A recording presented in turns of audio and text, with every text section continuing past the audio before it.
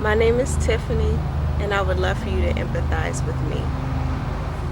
Well, first of all, I want to say, though the bulk of my childhood, I want to say till I was about 16, my mother used various substances. She got clean when I was about 16. And that's what brought her here to Columbus. That's what brought me here to Columbus. So when she came here to get clean and detox and join the program, and I said, I'm going with my mom so I can finally just be with her. And that was my best friend. So, and I say that I basically grew up here. So once I graduated, I moved here too.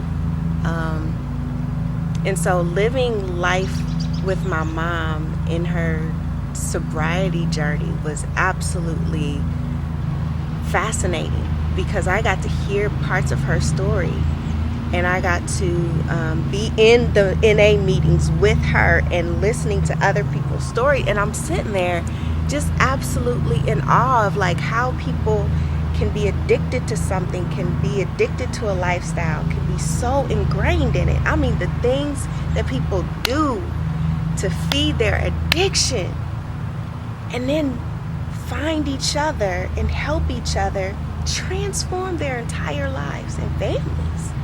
And that's what my mom did. Like, she became a sponsor of several women. She actually worked for an organization here to help others along their sobriety journey. And by being in what's called the rooms with other recovering addicts, she met a gentleman that I'll never forget. We were living together. I was in my 20s, late 20s. We were living together, and she was like, I met a guy.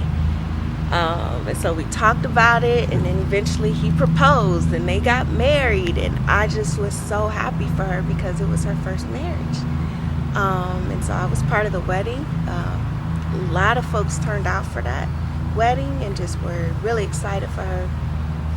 Well, a few years into their marriage, he relapsed. And in his relapse, he sought money that he felt she owed him, and they tussled, and ultimately he took her life.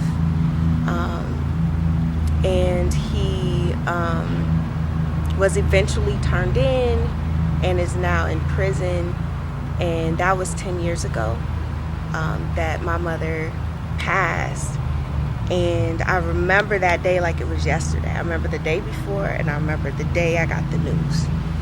I was at work, and they called me to my VP's office, told me the news, and that was probably one of the first times that I can recall like having to like consciously breathe, because I couldn't believe that this was really happening. Like, this can't be real. It was just like on the movies where the detective shows up and, do you know? And it was like, do I know Helen? Like, why would you even ask me that? And their goal was to get to me before I saw it on the news, because it was already being broadcasted. And my goal was then to get to my brother before he saw it.